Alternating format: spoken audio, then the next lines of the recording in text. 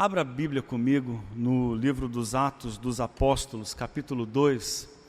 Nós vamos ler do versículo 42 ao versículo 47, um desenho, talvez um pouco disso que a gente viveu, que eu acabei de descrever ali naquela comunidade no José Walter, essa energia, essa espiritualidade acesa, que inflama, que impressiona, que contagia, que é a experiência dos primeiros cristãos. Capítulo 2 dos Atos dos Apóstolos, do versículo 42 ao versículo 47, eu faço a leitura na tradução de Frederico Lourenço, e talvez destoie da tradução que você tenha em mãos, mas você pode acompanhar comigo a projeção nos telões. Diz assim o texto bíblico: perseveravam no ensinamento dos apóstolos e na solidariedade, na fração do pão e nas orações.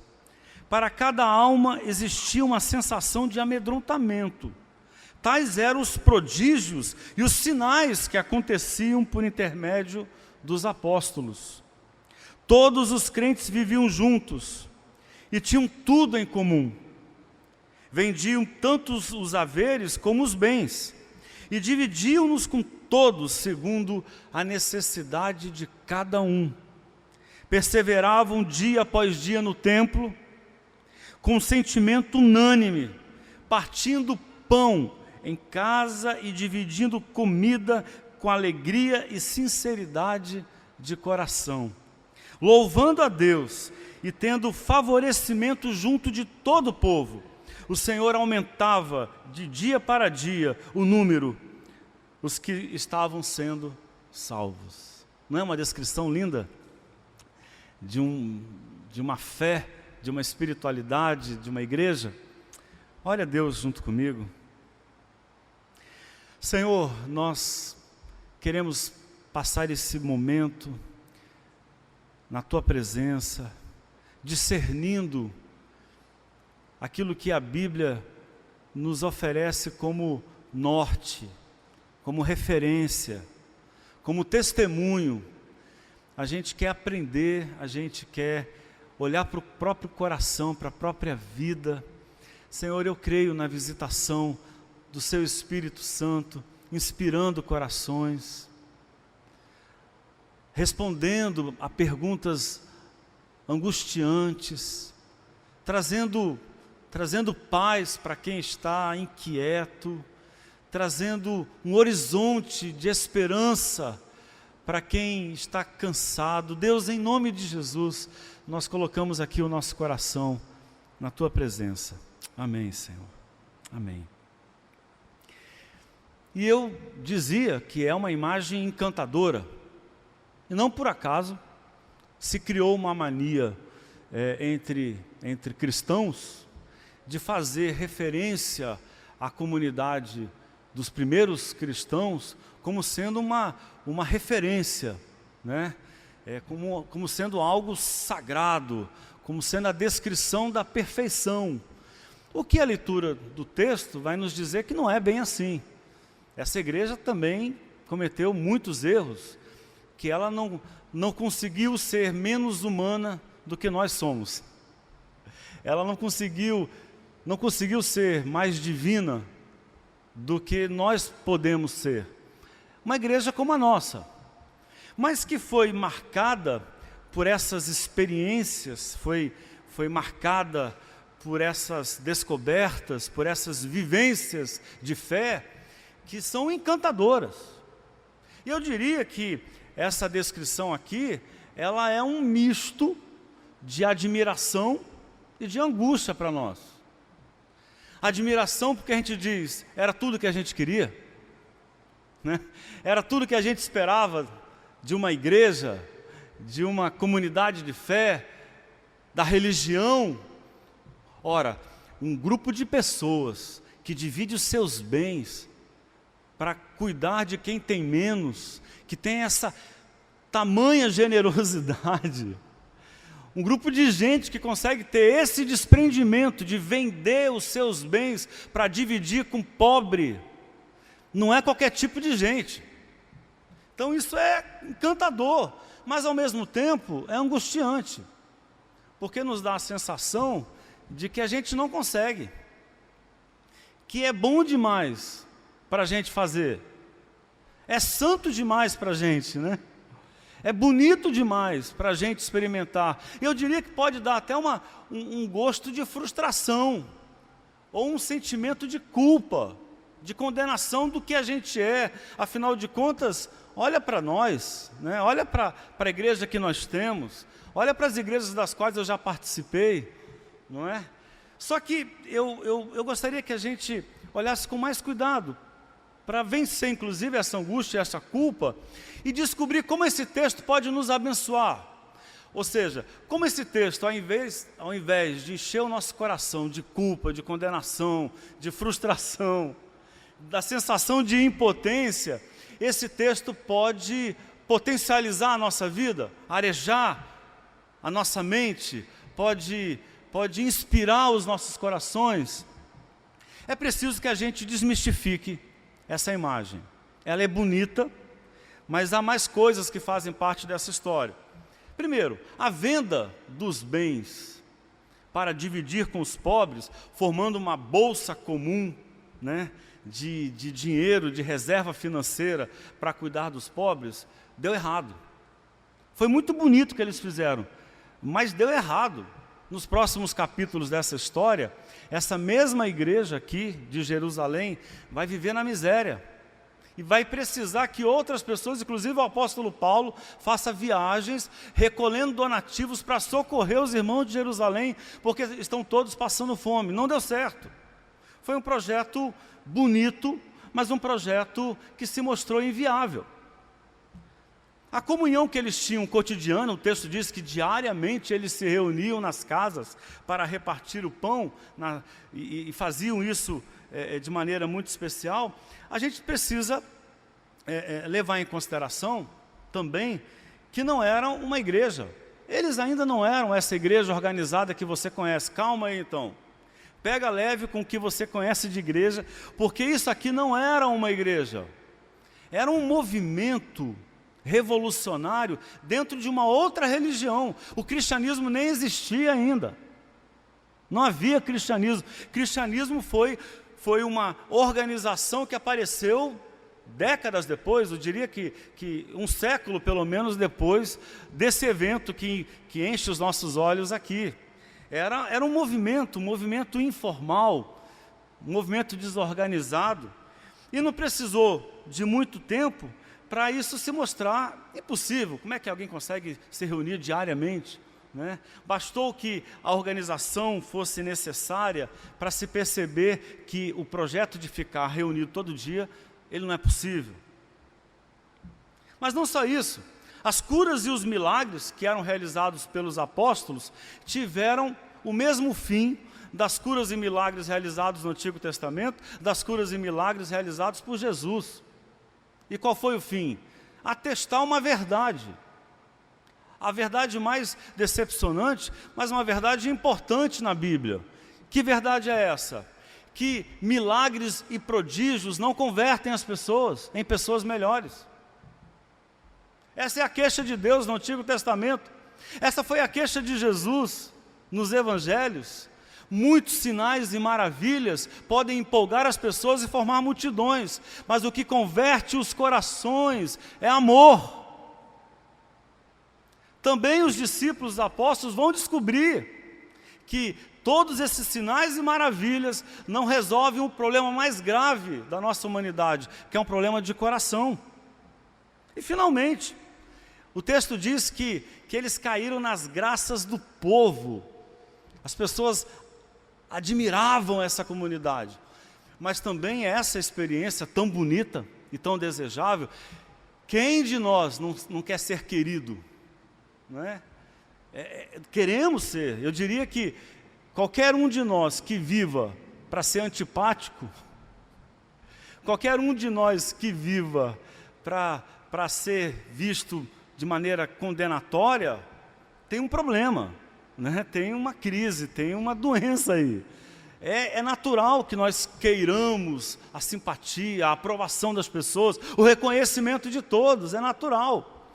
Mas também eles descobriram, não demorou muito, que as pessoas também são capazes de rejeitá-los, de condená-los, de persegui-los. Essa igreja foi espalhada por causa de uma perseguição. A mesma cidade que os queria tão bem, os perseguiu, assassinou, colocou para correr, porque passaram a ser vistos como ameaça à religião de então. Portanto, nós temos aqui uma cena bonita, mas uma cena que a gente precisa de desmistificá-la.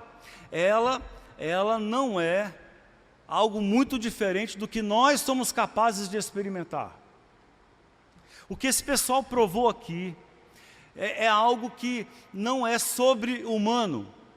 Então também pode nos falar, também pode nos dizer alguma coisa, também pode tocar os nossos corações. E eu diria o seguinte: nós não conseguimos imitar os fatos produzidos em Atos dos Apóstolos, não conseguimos. Nós podemos nos esforçar e fazer coisas muito especiais, mas imitar a gente não vai conseguir. Agora, será que nós não podemos ser inspirados por essa beleza, por essa riqueza, por essa graça? Será que esse quadro pintado por Lucas não pode contagiar o nosso coração, gerar esperança em nós, energizar a nossa fé, animar a nossa esperança? Porque a beleza não é a coisa em si, a beleza é a sua graça, é a sua intensidade, é a sua vitalidade, é a sua força. E eu diria que essa história, ela tem essa força, ela tem uma vitalidade, ela tem uma beleza. E aí sim, essa beleza a qual nós nos expomos lendo essa história, pode nos tocar, pode abençoar o nosso coração. Há um espírito aqui, há uma essência, há uma alma, há um sentimento, há uma sensação, há uma possibilidade de vida aqui. E eu diria que a beleza é isso, ela é uma espiritualidade que nós podemos perseguir nessa história. A beleza é aquilo que é causado em nós. Portanto, se essa história ela tem outras dimensões, isso não importa. O que importa é que ela nos toca. E isso com que ela nos toca pode abrir a nossa mente. E isso que chama a nossa atenção, que provoca desejo em nós ao lermos essa história, pode ser o caminho a ser seguido. Há uma beleza aqui que pode nos inspirar, sim, é o que eu vejo nessa história. E é assim que eu vejo a espiritualidade, não como um modelo tal e qual a ser reproduzido, mas uma beleza com a qual nós encharcamos a mente, o coração, e que vaza para a nossa vida. E aí a pergunta que eu faço é essa, olhando para essa história, olhando de novo para ela, depois dela ter sido desmistificada, depois da gente ter se livrado da possibilidade de encher o coração de culpa, olhando para essa história de uma igreja vicejante, de uma igreja que vive uma experiência tão intensa, que beleza é essa? Que fonte de vitalidade tem aqui, que a gente pode explorar? A gente não vai conseguir imitar, mas existe algo ali que pode vazar para a nossa vida, que pode nos tocar. E eu queria apontar essa espiritualidade que a gente busca, essa fé que pode também tornar a nossa vida admirável, uma vida bonita, uma vida intensa. Primeiro, uma espiritualidade ofertante. Se a gente olhar para essa história, pode ser que o modelo não tenha sido bem pensado, e eu já disse que não deu certo, mas há um sentimento aqui, que aponta um caminho para nós, que é um sentimento de generosidade, é um desprendimento. Esse desprendimento, ele é a espiritualidade que nós precisamos perseguir. Nós não vamos imitar um modelo que inclusive não deu certo para eles, mas nós podemos nos deixar contagiar por essa experiência. Olha o que diz o texto que eles faziam. Todos os crentes viviam juntos e tinham tudo em comum. Vendiam tanto os haveres, o texto diz assim, como os bens, e dividiam-nos com todos segundo a necessidade de cada um. Há uma espiritualidade aqui, que eu diria que ela tem inclusive uma dimensão subversiva, porque ela vai na contramão de um padrão de vida, que é o do acúmulo. Parece óbvio que acumular é uma coisa boa a ser feita.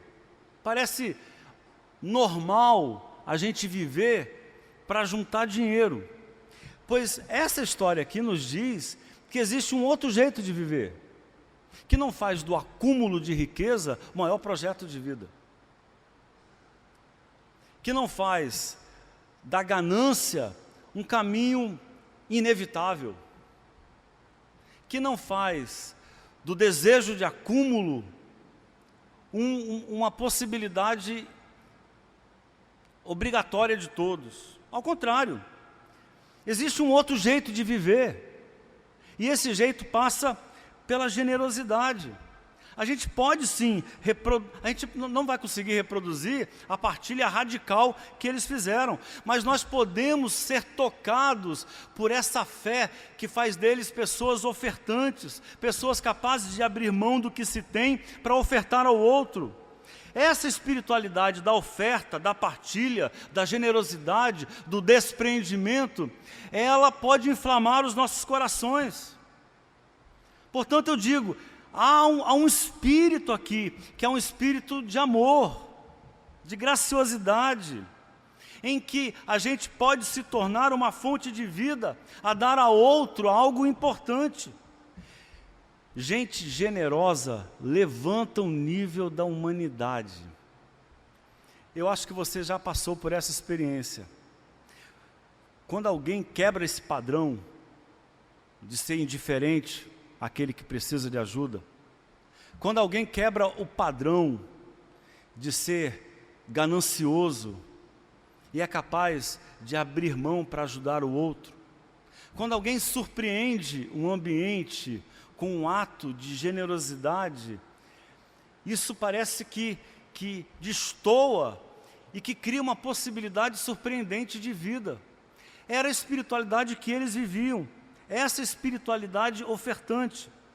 A igreja de Atos dos Apóstolos não nos deixou um modelo para a gente imitar e seguir, mas ela nos deixou uma vocação, há um chamado aqui, a gente desenvolver uma espiritualidade que não seja para ser abençoado, mas para nos fazer abençoadores. Uma frase que a gente ouvia muito na igreja, né? Eu ouvi muito na minha adolescência, chegava no culto, né, o pastor, para animar a igreja, deixar a igreja empolgada, ele dizia: quantos aqui vieram buscar uma bênção? Aí o pessoal levantava a mão. Quantos aqui vieram buscar de Deus, acreditam na sua bênção? E essa frase, ela pode parecer interessante, mas ela cria uma espiritualidade horrorosa, de gente que vai a Deus para receber, que não se sacia, que tem uma fé que os torna apenas pessoas que buscam para si mesmas. Mas a fé, na sua origem, a intensidade da espiritualidade cristã não é viver para ser abençoado. A intensidade da espiritualidade cristã é viver para abençoar o outro. Há uma outra riqueza, há uma outra fonte de vida, que é a fonte do amor, da misericórdia. Segundo, uma espiritualidade à flor da pele.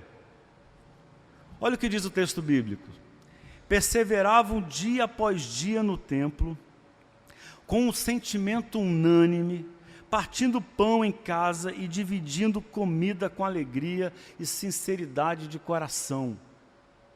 Há uma mistura na religião dessa gente, uma alquimia. Eles misturam Bíblia, oração e comida. Eles misturam oração com paladar, com gosto, com prazer, Bíblia com festa, comunhão ao redor da mesa. Não é uma espiritualidade que separa, que corta, que cria uma dicotomia, né? que as coisas da vida parece que não tem a ver com ela, que para ser espiritual eu tenho que me afastar delas. não é? Que se eu estiver em torno de uma mesa, eu vou ter uma experiência de prazer, de alegria, mas para ser espiritual de verdade, né, eu preciso estar num ambiente ascético, isolado, afastado de tudo e de todos. Eu me lembro que em Curitiba, nós fazíamos muito, bastante frequência, chegamos a fazer uma vez por mês, nós nos reuníamos durante o dia em uma chácara próxima a Curitiba, em Piraquara, com a igreja que estava se formando, éramos 30, 40 pessoas, começando a igreja ali em Curitiba, e a gente se reunia na chácara, e tinha um churrasco, e comunhão, jogava bola, conversava, e terminávamos o dia num culto da amizade, em torno de uma fogueira, quando estava frio, e queimando uns pinhões, para depois a gente comer junto, e ali a gente fazia um louvor, e uma palavra que estimulava, né, as relações, a amizade, os vínculos. Mas eu lembro que em um desses eventos, nós tínhamos uma irmã muito querida, muito especial, eu tenho muita saudade dela. E ela era uma pessoa assim, muito inquieta, muito aflita, falante, né? E às vezes tinha um jeitão assim, meio atrapalhado de falar. Quem não conhecia podia se espantar com ela. Mas eu me lembro de uma reunião e a gente já tinha jogado bola, e estavam comendo e fazendo conversa. Aí tinha um grupo reunido jogando cartas, eu nem lembro, faz um barulho danado a brincadeira deles, esqueci. Truco, jogando truco, e um outro pessoal conversando, aquele ambiente de brincadeira, de diversão. Aí essa irmã veio até mim assim, vermelha, meio irritada: pastor, quando é que vai começar a parte espiritual? Né? Aí eu dei uma risada, dei um abraço nela, beijei ela e falei assim: irmã, quer uma coisa mais espiritual do que isso aqui? A gente feliz junto, criando vínculos, usufruindo o que Deus nos deu, já começou no churrasco que a gente comeu, no jogo de bola, na comunhão. Ela, tá certo, pastor, é porque eu não entendo direito as coisas da Bethesda ainda. E eu olho para essa igreja, ela tem essa dinâmica, a espiritualidade dela extravasa o templo, antecede o templo, vai além do templo, passa pelo templo. O texto diz que eles iam aos templos. A religião judaica, ela tinha 3 horários de oração, e eles eram judeus, iam ao templo com frequência, mas eles também iam nas casas uns dos outros, e comiam junto, e partilhavam a vida, e faziam isso com alegria, e com singeleza de coração. É uma espiritualidade, portanto, que passa pelo templo, mas ela tanto traz para o templo gosto, cheiro, alegria de viver, como ela leva do templo esperança, fé, vontade de estar perto do outro. Eles uniam meditação e sabor, oração e saciedade, palavra e gosto. Era um café com graça, um vinho com unção, um pão com fé, uma picanha na brasa e os corações ardendo de fé. Era experimentar Deus no corpo, nos sentidos, no paladar. Terceiro, uma espiritualidade surpreendente. Olha o que diz o texto bíblico: para cada alma existia uma sensação de amedrontamento. Tais eram os prodígios e os sinais que aconteciam por intermédio dos apóstolos. Era uma espiritualidade, portanto, que ia além do ordinário, que ia além das possibilidades, que ia além do previsível, que a gente gosta de chamar de milagre. Mas que eu não quero pensar aqui como essas manifestações mágicas, que também são fantásticas, né? Já diz a palavra, já diz o adjetivo que eu acabei de utilizar.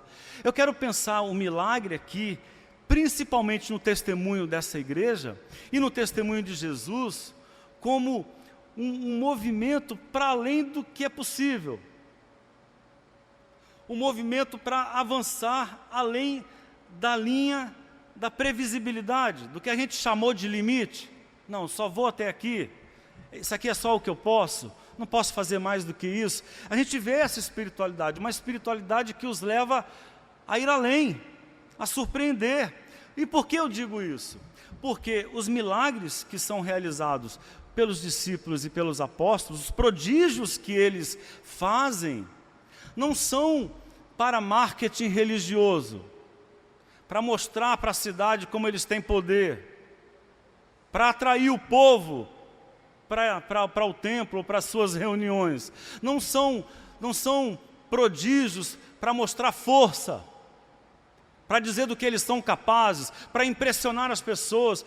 Se você olhar para Jesus, isso é ainda mais fácil de você perceber. Jesus não realiza nenhum sinal, não faz nenhum tipo de prodígio, Ele não surpreende as pessoas, para que as pessoas olhem para Ele com admiração. Inclusive, Jesus tem problema com isso. Diversas vezes Ele pede para aquele que foi objeto de uma ação espetacular dele, uma ação prodigiosa, Ele pede para que não diga para ninguém. Vá para casa, curtir a vida. Vai para casa usufruir o que eu te dei. Vá ser feliz, não espalha, não diga nada, não comente com ninguém. Ou então vá até o sacerdote e se apresente ao sacerdote. Parece que Jesus não tem um vínculo com isso. Por quê? Porque esses prodígios não são fruto do desejo de propaganda. Esses prodígios são o resultado de tanto amor, de tanta misericórdia, de tanta vontade de ajudar alguém, que Ele faz mais do que aquilo que é possível, que dá um passo a mais, faz mais do que o previsível, vai além das próprias forças. É uma espiritualidade que tem essa dimensão. O ponto de partida do milagre feito por Jesus, eu vou repetir, não é desejo de propaganda. O ponto de partida do milagre feito por Jesus é a misericórdia, é a necessidade do outro, é a vontade de fazer qualquer coisa que seja possível para tirar essa pessoa da miséria. Parece que é aqui que a nossa espiritualidade ganha uma força que a gente cedo ou tarde vai chamar de milagre. É tanta vontade de ajudar, é tanta vontade de socorrer, que quando a gente para ver o que conseguiu fazer, toma um susto. A gente diz, foi um milagre. Isso que aconteceu, eu não sei explicar. Eu achei até que não ia dar certo, eu até duvidei. A gente fez porque precisava que fosse feito. E eu diria que o lugar do nosso milagre não é o palco, o lugar do nosso milagre é a vida daquele que sofre, é a vida daquele que padece, é Ele que deve nos vocacionar e nos tirar do ponto de acomodação, e nos tirar da domesticação que a vida vai fazendo com a gente, não é? Nos tirar dos limites que a vida vai impondo e a gente vai se fechando, se circunscrevendo. O amor faz a gente ir além, a misericórdia faz a gente dar um passo a mais, andar mais uma milha, como diz o texto bíblico, dividir com o outro aquilo que a gente gosta muito, mas aprendeu que é preciso fazer algo para socorrer.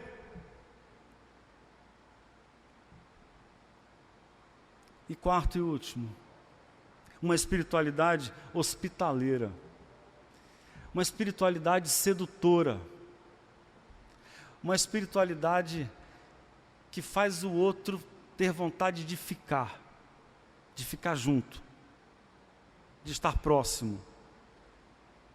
Uma espiritualidade no sentido positivo da palavra sedutora, porque às vezes a palavra sedução pode ter uma ideia de algo malicioso, né? de algo que rouba o sentido, o juízo do outro, mas a sedução no sentido de atrair, de trazer para perto. Olha o que diz o texto bíblico: louvando a Deus e tendo favorecimento junto de todo o povo, o Senhor aumentava de dia para dia os que estavam sendo salvos. Eles têm essa espiritualidade que é convidativa, essa espiritualidade de quem gosta do outro, quem gosta do diferente, de quem acolhe o estranho, de quem cria um espaço em que o outro se sente um igual, se sente incluído, em que o outro é acolhido na sua condição. Gente hospitaleira é isso, é gente que gosta do outro, que não vive sob a condição de que o outro mude, Ao contrário, vive sob a condição de que o outro chegue perto, de que ele se aproxime, de que ele participe, porque gosta do diferente, do estrangeiro, do que está do lado de fora, age, fala, estende a mão, acolhe para que o outro queira ficar. E isso, esse movimento acolhedor, esse movimento hospitaleiro, fazer o outro sentir-se em casa, fazer o outro sentir-se bem-vindo, fazer o outro sentir-se querido, isso é experimentar Deus. A experiência de Deus aqui, ela ganha uma outra dimensão. Eu gosto muito do texto bíblico que está na carta aos Hebreus, em que os irmãos são exortados a serem hospitaleiros. E quem escreve a carta aos Hebreus, apesar de muitos dizerem que foi Paulo, provavelmente não foi Paulo, mas quem escreveu a carta aos Hebreus, uma belíssima carta, ele exorta as pessoas e diz algo que é cheio de poesia, mas que acaba sendo fonte dessa intensidade. Diz assim: sejam hospitaleiros, porque muitos irmãos, acolhendo as pessoas, acabaram recebendo anjos em suas casas. Não é legal isso? Muita gente acabou recebendo anjos na sua casa, porque a experiência de sermos hospitaleiros, ela é uma experiência divina. Ela faz o outro divino, seja quem ele for. Ela faz o outro uma expressão e um sinal da graça de Deus, seja ele quem for. Nós podemos cultivar essa experiência. Eu diria que esse é o convite dessa igreja, esse é o chamado que essa experiência faz a mim e a você.